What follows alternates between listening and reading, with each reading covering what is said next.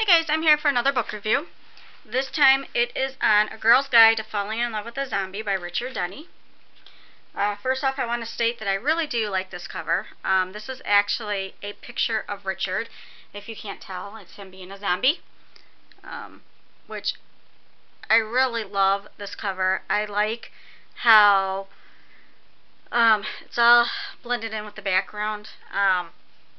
I forgot what exactly that's called. Like, you can put it on your camera and have the things be like reversed. The back of it, which I showed in my haul, has the lip prints here. And this is actually a pretty short book. There's no page numbers on this, so I can't tell you how many pages it is, but I can show you that it's right here. So obviously I read it fairly quickly. I do like how at the beginning of every chapter there's a zombie with a heart. It tells you the date and the time. And then at the end of every chapter, because I told you guys how I like those special things in books, there's the blood splat with the quote from the chapter. So I like that. I'm going to go ahead and read the back to you. It says, "Can you fall in love with a zombie?" Rebecca Willis is a 17-year-old survivor of a zombie pandemic who's still in love with her high school crush, Lance Tanner, who just happens to be a zombie. But when things begin to threaten her ties with Lance, she must choose over saving her life and the lives of her friends or saving her zombie boyfriend. It says, "He wants to eat me. He wants to eat me not." So this is about a girl named Rebecca, and then she's got her two friends, Allie and the boy's name, I'm sorry, but Stavros, and there are three high schoolers that are left in a, basically almost the whole world, possibly. I didn't completely catch that. Everybody's been run over with zombies, basically, and they're the three left, I know, at least in their area. And so they're trying to search out a place that's safe and zombie free, and Stavros finds the store they have to drive to get to, and they go there and it's zombie free.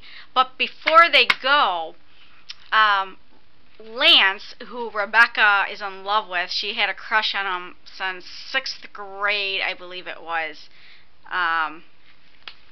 and he's a zombie now, so she doesn't want to leave him. So they said that they would go ahead and bring him with. And how they brought him with is there was a vehicle that had a trailer attached to it, and they got him into the trailer and brought him with that way. I found this book humorous in parts, especially, you know, in that sense. They're bringing this zombie that all this zombie wants to do is eat Rebecca, but she claims she's in love with him because she's always had the crush on him, and even though he's a zombie, she still has a crush on him. And I just found that funny because he just wants to eat her. So he's in the back of this trailer, and they go to the store, and they get into the store, and they actually run into somebody else there. And it's a short story, obviously, so it fits a lot into a short amount of pages. But basically, Rebecca starts to have feelings for this other guy that they run into, but she keeps telling herself that she loves Lance, and so she feels like she's betraying Lance, even though there's obviously not anything between them, and there can't be anyways with him being a zombie. So she has to kind of choose, and so she has to choose between the zombie or this guy. So you have that part of the story, and then you also have at the end, zombies do end up breaking into the store, and this book is left off where it says "to be continued," and that's basically where it is left off, where they're fighting the zombies that broke into the store. So I found the book humorous at times. I thought it was well written. It was funny because I've never personally known anyone that wrote a book, so as I was reading it, I'm just visualizing Richard and thinking of of his videos, and I actually just watched his haul that he just did last night or today or whatever. And so I'm like visualizing him and him talking and that, and then reading this book, and it was so well written. And not saying that I wouldn't think that by seeing Richard, but he's just an everyday person to me, you know. And it's just amazing that he was able to do this and put this all together, because this is a self-published book, and I'm just so proud and feel so special to know somebody that's done this. But yeah, so I would pick this book up. I would give it a try. I would check it out. I like that it's to be continued, obviously, because if it was just a short story like that, I don't know if I would like it as much. The only thing that I noticed is it does have some, what is that called, like, not really spelling errors. It wasn't like things were spelled wrong, but some words were missing, and that, so, that's the only thing I noticed, like, on a negative thing with the book. I liked the characters. I actually liked Rebecca. Rebecca was like the main character, and I did like her. Ollie was the other girl that was with them, and she just seemed,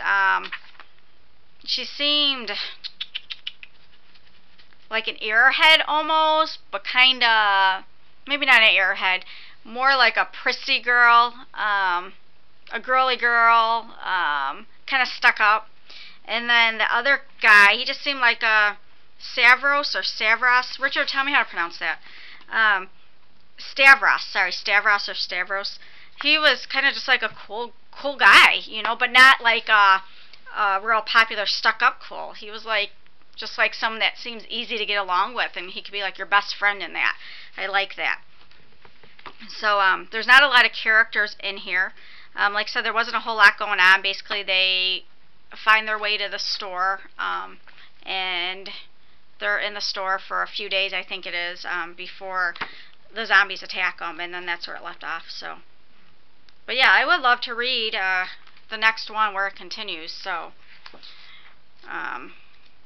yeah, like I said, I don't know. I found it a lot humorous. Yeah. The whole loving a zombie when it's literally like impossible to do.